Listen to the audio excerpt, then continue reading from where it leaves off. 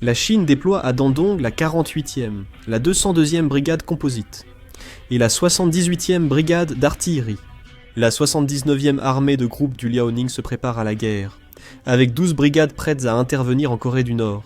De plus, des volontaires composés de Mongols intérieurs ont également commencé à être déployés à Dandong, afin de pouvoir intervenir immédiatement en cas d'urgence. Un moment critique approchait. Le 4 août 2026 au matin, le grondement des chars du gouvernement du Nord résonnait dans les plaines silencieuses. Là-bas, une personne se tenait debout. Il s'agissait de Su Jianglu, le vice-commandant du théâtre du Nord. Il observait la carte des opérations militaires avec sérieux, puis déclara que tout était prêt. À peine avait-il fini de parler que les regards des officiers et des commandants derrière lui brillèrent. L'atmosphère dans le poste de commandement devint soudainement lourde, et dans les mains des officiers se trouvaient déjà les plans d'opération pour avancer vers Pyongyang. Le vice-commandant Su Jiangru serra le poing, et regardant l'horizon, s'écria à nouveau « Un seul objectif, retrouver cette mer disparue, il y a 150 ans en Chine. » Les paroles suivantes furent vraiment choquantes. Il a ordonné à toutes les troupes chinoises d'entrer rapidement à Pyongyang. L'armée sud-coréenne, inquiète, prévoyait une invasion chinoise imminente de la Corée du Nord, parce qu'il se retrouvait dans une situation où il devait combattre l'armée chinoise, et non plus l'armée nord-coréenne. Depuis 2015, l'armée sud-coréenne considère en interne que la plus grande menace sur la péninsule coréenne n'est plus l'armée nord-coréenne, mais le théâtre du nord de la Chine, et elle élabore ses tactiques et stratégies en conséquence. Depuis les années 1990, la puissance militaire de la Corée du Sud dépasse largement celle du Nord. Sans armes nucléaires, la Corée du Nord perdrait vite ses forces, rendant ce choix inévitable. L'armée chinoise possède 5 théâtres d'opération. Ouest, centre, sud, est et nord, ce dernier surveillant la péninsule coréenne et la Russie. Dans le passé, une nouvelle organisation a été créée, en intégrant l'ensemble de la région du district militaire de Shenyang, ainsi qu'une partie des districts militaires de Pékin et de Jinan. Non seulement toutes les unités considérées comme les meilleures en Chine y ont été intégrées, mais la région de la péninsule coréenne y est également incluse. C'est pourquoi on estime que la Chine a renforcé sa puissance militaire en prévision d'éventuels conflits militaires futurs sur la péninsule coréenne. L'armée du nord de la Chine était une grande unité composée de 3 groupes d'armées, avec un effectif pouvant atteindre 200 000 soldats. Elle comprenait les 78e, 79e et 80e groupes d'armées. En particulier, le 80e groupe d'armées était une unité mécanisée composée de 3 brigades mécanisées d'infanterie d'une division blindée, d'une brigade d'artillerie et d'une brigade anti-aérienne, entre autres. En fait, l'armée sud-coréenne peinait déjà face au seul commandement du Nord, sans affronter toute l'armée chinoise. Heureusement, l'armée sud-coréenne s'était préparée rigoureusement contre le commandement du Nord de la Chine depuis 2018. En 2020, après avoir recueilli les informations sur le commandement du Nord, le commandement de l'éducation de l'armée de terre a étudié la doctrine de réaction à ce commandement. La conclusion du commandement de l'éducation était claire. Le commandement du Nord interviendrait presque certainement en cas de crise en Corée du Nord, et la Corée du Sud doit se préparer à une guerre totale. Cette probabilité de 99% devenait réalité. La Chine cherchait depuis un moment comment augmenter son influence sur la Corée du Nord. La Chine voyait la Corée du Nord non comme un allié, mais comme un vassal à exploiter.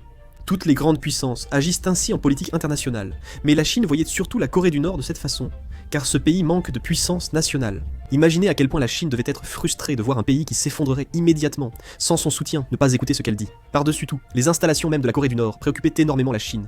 La Chine est membre permanent du Conseil de sécurité de l'Organisation des Nations Unies, mais la Corée du Nord, qui ne respecte même pas correctement les résolutions du Conseil de sécurité de l'Organisation des Nations Unies, devait vraiment l'inquiéter. C'est pourquoi la Chine enquêtait et analysait en permanence les installations nucléaires en Corée du Nord depuis un certain temps déjà. Et cette fois encore, elle a mis à jour toutes les informations sur les installations nucléaires nord-coréennes. On devine déjà que la Chine voit la Corée du Nord comme un état vassal en observant leur alliance. L'alliance sino-nord-coréenne ressemble plus à un traité signé par la Chine pour gérer la Corée du Nord qu'à un accord d'intérêt mutuel. La Chine veut intégrer la Corée du Nord à sa sphère d'influence pour récupérer la mer de l'Est perdue, il y a plus de 150 ans. Même une faible ouverture sur la mer de l'Est offre d'importants avantages stratégiques et économiques. La Chine a donc constamment fait pression et tenté de séduire la Corée du Nord. Parmi les mesures de séduction, il y avait aussi le fait que la Chine fournissait beaucoup d'armes à l'armée nord-coréenne via le port de Nampo. Bien sûr, toutes ces armes étaient stockées dans des entrepôts logistiques et prenaient simplement la poussière.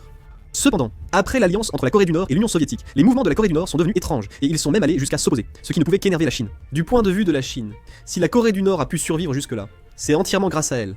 alors voir la Corée du Nord s'opposer ainsi. Ils ont dû la considérer intérieurement comme un pays ingrat. De plus, la situation ne s'améliorait pas pour la Chine. Ils avaient soutenu le coup d'État de Kim Hae-jong, mais après son échec, les perspectives s'assombrissaient. Il fallait renverser la situation. C'est alors que le commandement de la garde de la Corée du Nord a arrêté un homme d'affaires chinois et a confisqué ses biens. La Chine a estimé qu'il ne fallait pas laisser passer cela, et a voulu inverser la situation. Pendant ce temps, la situation de l'armée sud-coréenne devenait également de plus en plus tendue. Tout d'abord, afin de surveiller les mouvements de l'armée nord-coréenne, les opérations de collecte d'informations le long de toute la ligne de démarcation ont été multipliées par 2 ou 3 par rapport à la normale, et les renseignements recueillis étaient analysés rapidement. Bien sûr, l'armée sud-coréenne manque de moyens de renseignement et de surveillance, ce qui l'oblige à dépendre en grande partie des États-Unis pour de nombreuses informations. Grâce à l'arrivée de nouveaux avions de reconnaissance comme le radar Green Pine, le Global Hawk, au développement de satellites et à la construction de destroyers Aegis, les capacités de renseignement se sont nettement améliorées. En cas de combat, nous avons obtenu toutes les informations sur les garde-postes nord-coréens, futurs champs de bataille. Nous avons aussi compris que les garde-postes sont souterrains, ceux en surface étant des façades. Nous avons identifié les garde-postes les plus vulnérables et le nombre de soldats présents.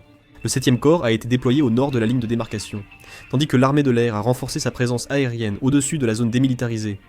La marine a lancé des exercices en mer Jaune pour contenir la flotte chinoise. Des opérations de reconnaissance étaient également menées ici, sur l'île de Baekneung, et ces missions de reconnaissance étaient prises en charge par le commandement des opérations de drones. Créé en 2023, le commandement des opérations de drones regroupe des forces terrestres, navales, aériennes et marines, spécialisées dans l'usage de drones sans pilote. Ce commandement exploite déjà plus de 100 drones de reconnaissance, et il renforce actuellement ses capacités en acquérant également des drones kamikazes et des drones furtifs. Le commandement des opérations de drones a observé en détail la situation dans la province de Hwanghae, en Corée du Nord, à l'aide d'un drone de reconnaissance. Bien sûr, peut-être à cause de l'état du drone de reconnaissance, un incident s'est produit où un drone de reconnaissance s'est écrasé en mer. Il est important de fixer un cycle de repos adapté lors de l'utilisation d'équipements. Sinon, envoyer trop d'appareils en reconnaissance sans réflexion entraîne inévitablement des problèmes. Pendant ce temps, l'armée de l'air de la République de Corée n'était évidemment pas restée les bras croisés. L'armée de l'air utilisait même le drone de reconnaissance sans pilote RQ-4B, Global Hawk, pour recueillir des informations en patrouillant près des eaux territoriales nord-coréennes. Le drone de reconnaissance RQ-4B, Global Hawk, impressionne par ses 36 heures d'autonomie en vol, et sa capacité à surveiller précisément de vastes zones avec l'aide des satellites. On dit qu'à une altitude opérationnelle d'environ 20 km, il peut distinguer des objets aussi petits que 30 cm. Il est donc très utile pour compenser les limites des satellites, incapable de surveiller en continu tous les endroits nécessaires au bon moment. Grâce à cela, l'armée sud-coréenne a pu comprendre à la fois la situation de l'armée nord-coréenne et la direction des mouvements de l'armée chinoise. Le général sud-coréen Japon était convaincu qu'il pouvait débattre l'armée chinoise. Les États-Unis ont aussi soutenu la Corée dans la collecte de renseignements. Un reconnaissance 135, 5 rivets joints américains, a quitté Kadena à Okinawa pour survoler Gyeonggi-do et Gangwon-do en Corée lors d'une mission de reconnaissance. Au même moment, un avion américain reconnaissance 135 S Cobra Ball, parti du même endroit que le reconnaissance 135 5 rivets joints, est aussi entré dans la mer de l'Est pour une mission de reconnaissance. Le Cobra Ball, en raison de la durée prolongée de sa mission de reconnaissance, a également reçu un ravitaillement en vol d'un KC-135 au-dessus de Kyushu, au Japon. Dans le cas du Cobra Ball, il s'agit d'un avion de reconnaissance spécial dont il n'existe que 3 exemplaires dans le monde. Il utilise des capteurs infrarouges pour détecter à distance les signes de lancement de missiles et peut suivre la trajectoire de vol des missiles lancés ainsi que le point de chute des ogives. Il y a aussi le navire de poursuite balistique américain Howard V, doté d'un radar haute performance pour suivre les missiles. Lorenzen a aussi quitté Yokosuka au Japon, traversé le détroit de Tsushima et opéré en mer de l'Est. Les autorités militaires sud-coréennes et américaines ont toutes deux réagi rapidement. Cependant, contrairement à cette confiance de l'armée nationale, la situation intérieure du pays ne cessait de se détériorer. En raison d'attaques informatiques d'origine inconnue, certaines installations institutionnelles étaient paralysées. Dans le cas de la banque agricole, une grande quantité de données du réseau informatique a été endommagée, ce qui a paralysé certains services pendant plusieurs jours. De plus, des attaques informatiques ont également visé des institutions majeures du pays, telles que le ministère de la Défense, le ministère des Affaires étrangères et la Société ferroviaire nationale, provoquant une grande confusion. Dans ce contexte, la Corée du Nord a également été victime de telles cyberattaques, ce qui a paralysé divers réseaux de communication radar. Des interférences radio et des cyberattaques touchait ainsi l'ensemble de la péninsule coréenne. Certains systèmes financiers nationaux ont été paralysés, entraînant une suspension massive des transactions bancaires, et il y a également eu des cas où les principaux réseaux de communication étaient interrompus, ou retardés. En particulier, il y a eu d'importantes variations de trafic, et au fil du temps, le trafic sur les principaux sites coréens a augmenté jusqu'à 170%, le trafic sur les principaux sites communautaires a doublé, rendant certains inaccessibles, tandis que les institutions publiques avaient déjà des problèmes d'accès. La Corée a tenté de rétablir la situation aussi rapidement que possible, mais elle semblait quelque peu dépassée dans la cyberguerre. En effet, la Corée était en train de sombrer dans une véritable atmosphère de guerre. Face à cette situation, les grands pays ont aussi demandé à leurs citoyens de quitter la Corée. Le Royaume-Uni a déclaré qu'en raison de la crise militaire sur la péninsule coréenne, il y avait de fortes chances que la situation devienne imprévisible. Il a donc exhorté les citoyens britanniques à quitter la Corée du Sud, tant qu'il reste des options commerciales disponibles. Le département d'État américain n'a pas encore ordonné l'évacuation, mais s'apprêtait à demander à ses ressortissants de partir. Le ministère sud-coréen des Affaires étrangères assurait aux gouvernements étrangers qu'il n'y aurait pas de guerre, et leur demandait de ne pas évacuer leurs ressortissants, sans succès. Le ministère des Affaires étrangères chinois a également exhorté ses ressortissants à quitter la Corée du Sud, estimant qu'il y avait une forte probabilité d'escalade de la crise militaire dans le pays, et on a même vu des responsables chinois venir chercher directement certains touristes. Les aéroports d'Incheon et de Gimpo étaient alors remplis d'étrangers, voulant quitter la Corée du Sud. Par conséquent, le marché boursier coréen a naturellement continué à chuter. Les Coréens, habitués à ces comportements nord-coréens, restaient indifférents, bien que la situation fût clairement différente. En particulier, l'attitude de la Chine était étrange. Chaque jour, de la fumée sortait de l'ambassade de Chine, signe de destruction de documents et ordinateurs confidentiels. Cela inquiétait encore plus la Corée du Sud. La Corée du Sud exigeait l'ouverture rapide d'une ligne directe avec les États-Unis, car elle voulait transmettre ses demandes plus rapidement que quiconque. Cependant, pour une raison inconnue, les États-Unis continuaient de retarder l'ouverture de cette ligne directe, prétextant des congés. Ils disaient « À quoi bon ouvrir une ligne directe alors qu'il y a déjà une ambassade ?» Pendant ce temps, à l'Assemblée nationale, la majorité comme l'opposition organisèrent une réunion plénière pour discuter de la situation actuelle. Certains députés criaient, exigeant d'entamer immédiatement des négociations avec la Chine. C'était un véritable chaos. Ils redoutaient la guerre qui allait éclater. Certains députés vendaient précipitamment leurs biens, tandis que d'autres, avaient déjà quitté la Corée. Bon, c'était vraiment pitoyable. Pendant ce temps, la majorité des gens au Parlement, qui étaient dans le chaos, commençaient à se calmer, attendant de voir la décision du président. Pendant ce temps, le Pentagone était aussi très occupé. Les Américains savaient déjà que l'armée chinoise interviendrait en Corée du Nord. Les capacités de renseignement des États-Unis sont les meilleures au monde. Cependant, la question de savoir jusqu'où les États-Unis allaient réagir faisait toujours l'objet de discussions. Donald Trump était président des États-Unis, mais trop d'inquiétudes empêchèrent une guerre directe avec la Chine. La Chine étant une puissance nucléaire, une guerre totale avec les États-Unis déclencherait la Troisième Guerre mondiale. Pour les États-Unis, c'était aussi un pari trop risqué. Les États-Unis ont donc demandé à la Corée de ne pas réagir si la Chine intervenait en Corée du Nord. La Chine a dit qu'elle tenterait de les arrêter, donc il ne fallait pas aller vers le Nord. En fait, du point de vue de la Corée, il était difficile de mener la guerre sans les États-Unis, donc elle comprenait en partie la position américaine. Les États-Unis étaient sur le point d'exploser. De nombreux gouvernements étrangers procédèrent à l'évacuation de leurs ressortissants de Corée, et même aux États-Unis, il était question d'une évacuation. Si les Américains évacuaient la Corée, cela signifierait aussi qu'une guerre y éclaterait. C'est pourquoi la confusion aurait pu encore s'aggraver. Ainsi, après réflexion, les États-Unis ont choisi de ne pas procéder à cette évacuation dans la situation actuelle. Donald Trump propose ici un accord à la Corée du Sud. Il a encore évoqué le partage des frais de défense, qu'il demandait depuis un moment. Profitant de la crise sécuritaire en Corée du Sud, il a servi les intérêts des États-Unis.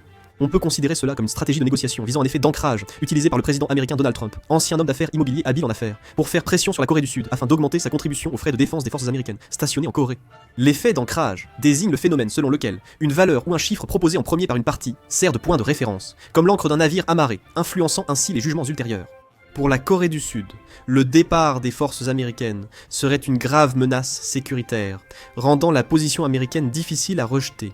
La Corée du Sud a d'abord ralenti les négociations avec les États-Unis, ne pouvant pas non plus acquérir des armes nucléaires sans réflexion. Cependant, les États-Unis n'étaient pas stupides non plus, et craignant qu'une véritable guerre n'éclate, ils ont commencé à renforcer progressivement les forces américaines stationnées au Japon, afin de dissuader la guerre. Ils ont déployé l'escadron de prépositionnement à Guam, unité chargée d'apporter rapidement des armes en zone de conflit en cas d'urgence. L'escadron de prépositionnement est une flotte transportant du matériel militaire, sans troupes.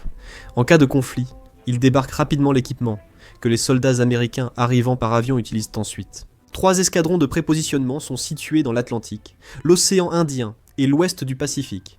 Celui de l'ouest du Pacifique est à Guam, celui de l'océan Indien est allé en Australie. Pour chaque unité, 4 à 5 navires de transport d'une capacité de 40 000 à 60 000 tonnes sont déployés, chaque navire de transport ayant cette capacité. On dit qu'ils transportent environ 700 véhicules militaires de différents types et 1 mois de matériel de guerre, de quoi armer une brigade américaine de 3000 hommes. L'équipage de ce navire se compose de 29 civils et de 8 militaires. L'unité a été déployée près de la Corée en prévention.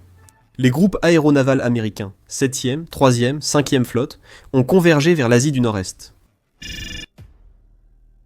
La situation en Corée n'évoluait pas favorablement. Actuellement, le taux de popularité du président Lee Myung-hwan était assez bas, autour de 30%. La crise économique liée à la hausse des prix touchait le quotidien, sans action efficace prise.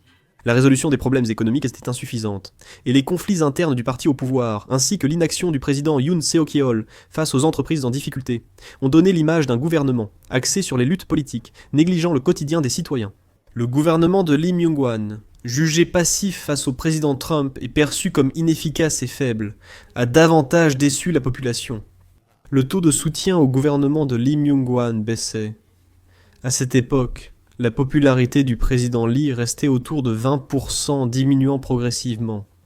Actuellement, la société sud-coréenne est divisée, chacun critiquant et détestant l'autre. En cas de guerre imminente, il arrivait que les alliés s'entretuent avant d'affronter l'ennemi. Dans une telle situation, le gouvernement aurait dû exercer un contrôle et orienter l'opinion publique dans une seule direction, mais il n'a pas pu le faire. Ainsi, l'opinion publique devenait de plus en plus divisée. La Chine a voulu exploiter cela habilement. Elle avait déjà constitué de nombreuses équipes de commentaires en ligne. Les soi-disant Wuma Hodang, les équipes de commentaires chinoises, manipulaient l'opinion publique sur les portails et les communautés de nombreux pays à travers le monde, provoquant ainsi la division de l'opinion nationale dans ces pays. En réalité, la Corée du Sud a également été l'une de leurs cibles. Selon l'Institut de recherche en sciences sociales quantitatives de l'université Harvard aux États-Unis, il a été rapporté que la taille des Wuma Hodang pouvait dépasser les 4 millions de membres. On les surnommait les chevaliers de la loyauté en ligne de Xi Jinping. Ils servaient à la propagande politique ou à bloquer les informations négatives sur leur pays. Récemment, une armée de commentateurs volontaires appelée Jilganho est même apparue. L'Agence nationale de renseignement surveillait étroitement le groupe Wuma Hodang.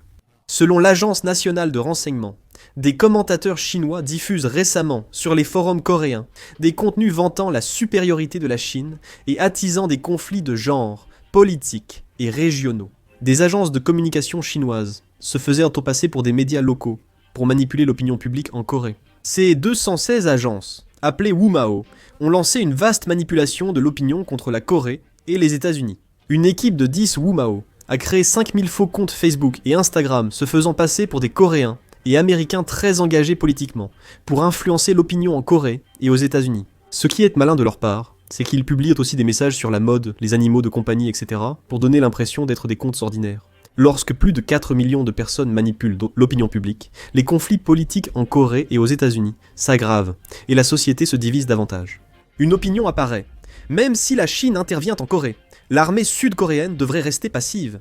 Du point de vue de la Corée, cette opinion publique elle-même représentait une menace considérable. C'était aussi l'une des grandes faiblesses d'un pays démocratique. Le pouvoir n'appartenant pas à une minorité mais à l'ensemble du peuple, il était donc impossible d'ignorer l'opinion publique. Beaucoup pensaient que la Corée finirait par faire la guerre à la Chine, mais le Conseil d'État a surpris avec un résultat inattendu. Lee Myung-man avait une image négative, mais savait agir au bon moment, fidèle à son style politique habituel. Il était autrefois surnommé Bulldozer, mais ce surnom s'est perdu.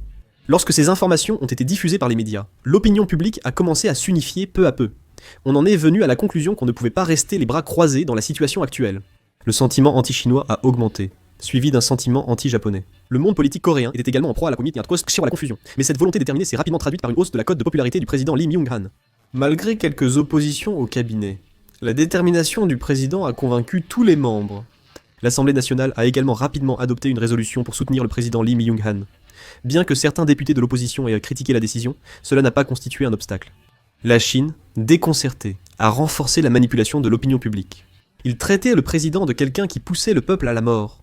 Mais cela n'a eu aucun effet sur le président Lee Myung-hwan. Le surnom de président sourd, qui était une grande critique envers le président Lee Myung-hwan, est ironiquement devenu ici un grand avantage. Même avec une hausse, Le soutien au gouvernement n'a augmenté que de 3 à 4%, sans jamais atteindre 30%. Les funérailles de Kim Jo-won en Corée du Nord sont terminées. Le général Kwak Chang-sik consolidait son pouvoir en séduisant l'entourage de Kim Hye-jong. Et dès la fin des funérailles, la péninsule coréenne est entrée dans le chaos, car des soldats chinois ont commencé à apparaître sur le pont ferroviaire de Lamnogang et le nouveau pont ferroviaire de Lamnogang. Le 8e corps nord-coréen était stationné ici. Une de ses brigades défendait Sinwiju, une zone stratégique clé. Le 8e corps nord-coréen fut surpris par l'arrivée soudaine de l'armée chinoise sur le pont ferroviaire de Lamnogang. Et quelques soldats nord-coréens sont montés sur le pont ferroviaire pour rapporter cette situation à leur commandement. Le 8e corps nord-coréen a ordonné le déploiement de troupes dans les avant-postes et renforcé la garde après avoir appris la nouvelle. Les soldats nord-coréens, sur ordre urgent, dressaient des barricades autour du pont ferroviaire et se préparaient.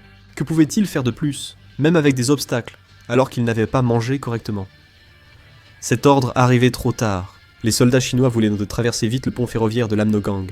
Au moment où les soldats nord-coréens tentèrent précipitamment de déployer des troupes de garde, un message radio est arrivé sur les talkies-walkies des soldats chinois. Il s'agissait d'un ordre de traverser la rivière. La Chine commençait à envahir la Corée du Nord.